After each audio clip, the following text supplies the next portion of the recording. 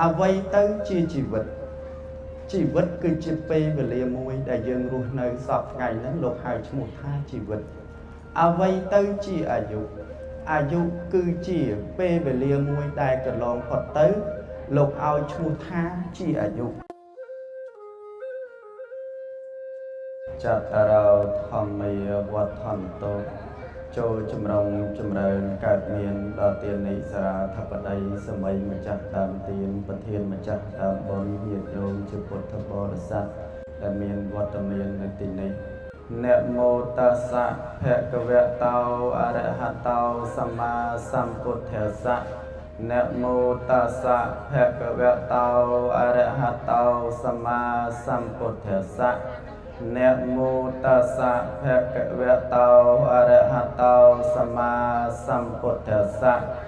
นะมัทโธรัตนัตยัสสะวันติมิបន្តទៅនេះខ្ញុំប្រកាសណាសូមលើកក្បង់អញ្ជលីលើកហាត់ទាំងពីរថ្វាយនៅប្រជុំ3នៃព្រះត្រៃរតន៍គឺមានពុទ្ធរតន៍1ធម្មរតន៍1សង្ឃរតន៍1ដោយសេចក្តីជ្រះថ្លារបស់ខ្ញុំប្រកាសណានិងសូមចម្រើនពរដល់ញោមញាតិជាទាននិសារាធិបតីដល់ញោមម្ចាស់ដើមទានប្រធានម្ចាស់ដើមបុណ្យនិងញោមជំទាវ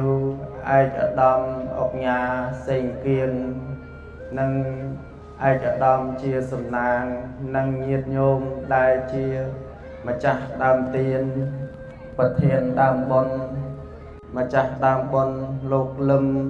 ម៉េងគួងនិងភរិយាព្រមទាំងបុត្រលោកលឹមម៉េងហ៊ុយនិងភរិយាព្រមទាំងបុត្រលោកស្រីលឹមហ៊ុយទៀងនិងស្វាមីព្រមទាំងបុត្រលោកស្រីលឹមហ៊ុយជេងនិងស្វាមីព្រមទាំងបុត្រលោកស្រីលឹមហ៊ុយធាននិងស្វាមីព្រមទាំងបុត្រដែលមានវត្តមាននៅក្នុងកម្មវិធីបុណ្យនេះក៏មានញាតិញោមជាពុទ្ធបរិស័ទចិត្តឆ្ងាយដែលបានមកចូលរួមនៅក្នុងកម្មវិធីបុណ្យហើយក៏មានបាសាតោមโนសញ្ចេតនាជ្រះថ្លានៅក្នុងព្រះពុទ្ធសាសនាថែមទាំងចង់ស្ដាប់នៅព្រះសទ្ធម្មវិធិទេសនាមុននឹងខ្ញុំបកករណាអាត្មាភាពសម្ដែងក៏សូមអព្យាស្រ័យខន្តីអភ័យទោសដល់ញោមញាតិជាពុទ្ធបរិស័ទដែលមានវត្តមានទៅនេះខ្លាចក្រែងជាខ្ញុំបកករណាមានការឆ្គាន់ឆ្គងសម្ដែងទៅមានការផ្លាំងផ្លាត់ដោយប្រការណាមួយក៏សូមខន្តីអភ័យទោសដល់ខ្ញុំបកករណាអាត្មាភាពស្លាធម៌គុំទៅជើង3ដំរីគុំទៅជើង4អ្នកប្រាជ្ញអង្គ4គុំតែល្បេះក្បាច់តម្រង់តែអាត្មាចេះតិចគុំទៅមានផ្លេចបើសិនជាអាត្មាផ្គប់ឲ្យខាងញោមប្រុសខ្លាចខុសឲ្យខាងញោមស្រីផ្គប់ខាងយាយខ្លាចខុសឲ្យខាងតាផ្គប់ខាងអាចារ្យខ្លាចខុសខាងយីជីផ្គប់ខាងយុវនារីខ្លាចខុសខាងយុវជនផ្គប់ខាងអ្នកនិពន្ធខ្លាចខុសខាងអ្នកកសែតហេតុដូច្នេះហើយអាត្មាភាពជាពុជពកបន្លកថ្មីវសាក៏នៅថ្មីវ័យក៏នៅក្មេងសម្លេងក៏មិនល្អធម៌ក៏មិនល្អិតតែអាត្មាច្បិចយកកន្លែងដែលអាត្មាចេះមកសម្ដែងនៅក្នុងឱកាសវេលានេះតតនន្តរាំងធម្មញ្ញទេសសាមីដតីអំពីបទនមស្ការដោយសង្ខេបបែបខ្លីនេះទៅអាត្មាភាពក៏សូមលើកយកនៅប្រធមមកសម្ដែងចែកជូនញាតិញោមជាពុទ្ធបរិស័ទនៅក្នុងកម្មវិធីបុណ្យជាបណកិច្ចនៅក្នុងឱកាសវេលានេះដោយញាតិញោមជាពុទ្ធបរិស័ទសិក្សាតែជាអ្នកមានបញ្ញាវាងវៃឆ្លាតនៅក្នុងការធ្វើនៅកម្មវិធីបុណ្យហើយជ្រះថ្លាចង់ស្ដាប់នៅព្រះសទ្ធម្មថែមទៅទៀតនោះដើម្បីស្ដាប់ព្រះធម្មឲ្យបាននៅអានិសង្សច្រើនហើយស្ដាប់ព្រះធម៌នោះដោយគោរពដោយយកចិត្តទុកដាក់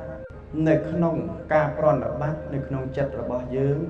ដូចនៅក្នុងសម័យពុទ្ធកាលញាតិញោមប៉ុន្តែ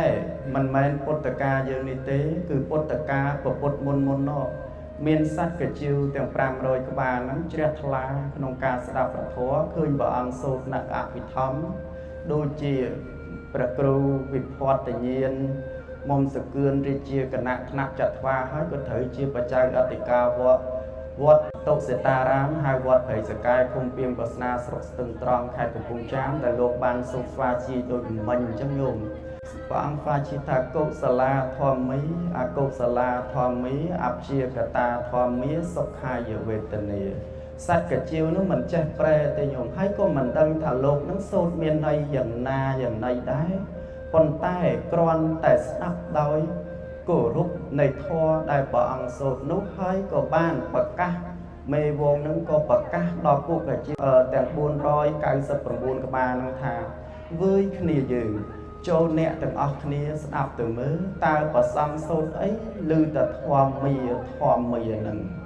ហើយសត្វកាជាវទាំងអស់នោះក៏ស្ដាប់ដោយសម្រួមបើស្ដាប់ដោយព្រះអង្គសូត្រពីរោះទៅសត្វកាជាវទាំងអស់នោះ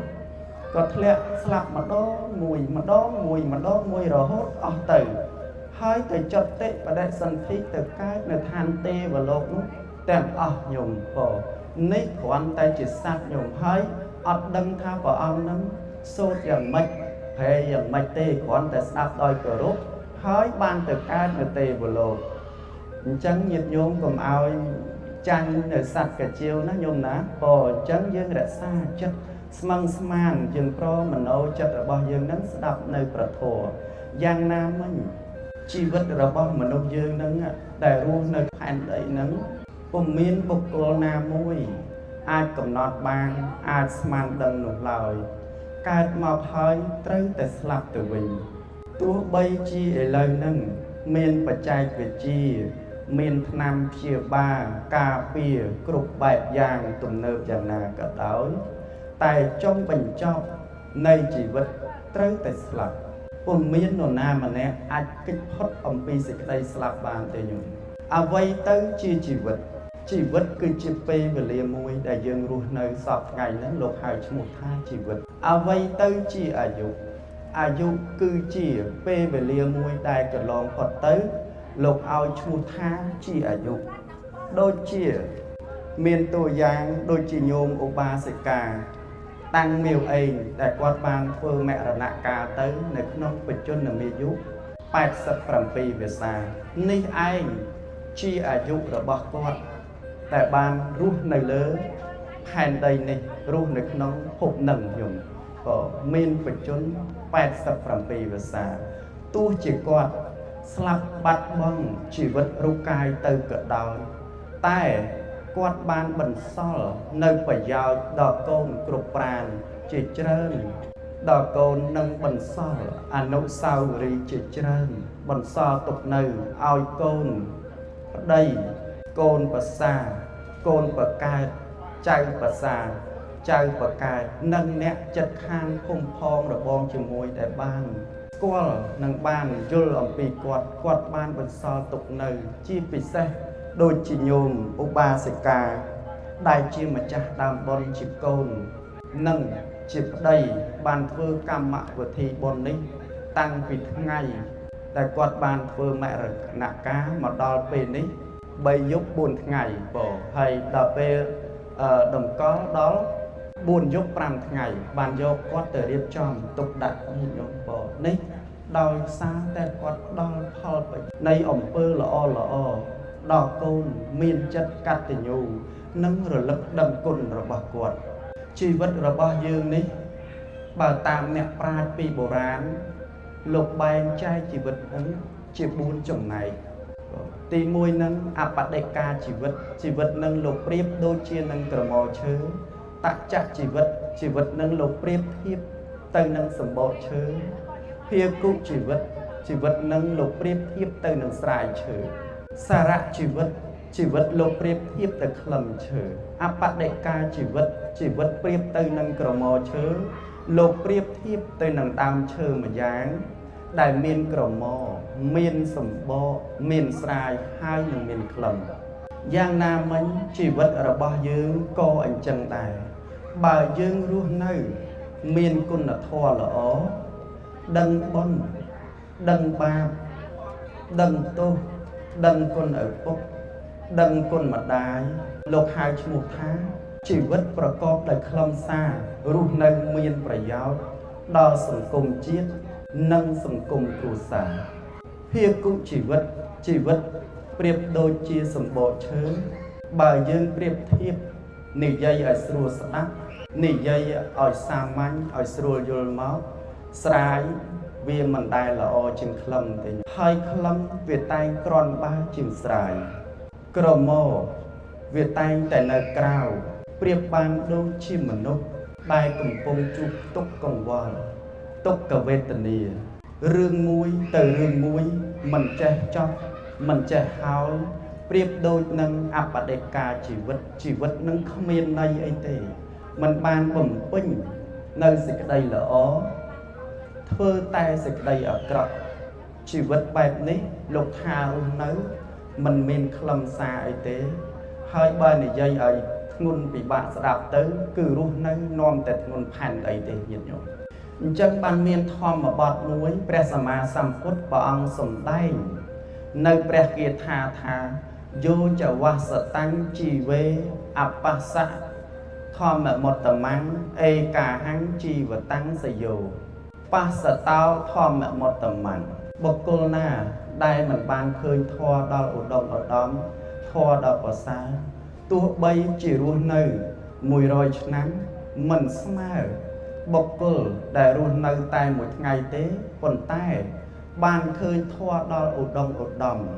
បុគ្គលដែលរស់នៅមួយថ្ងៃបានឃើញធម៌ដល់ឧត្តមឧត្តមប្រសើរ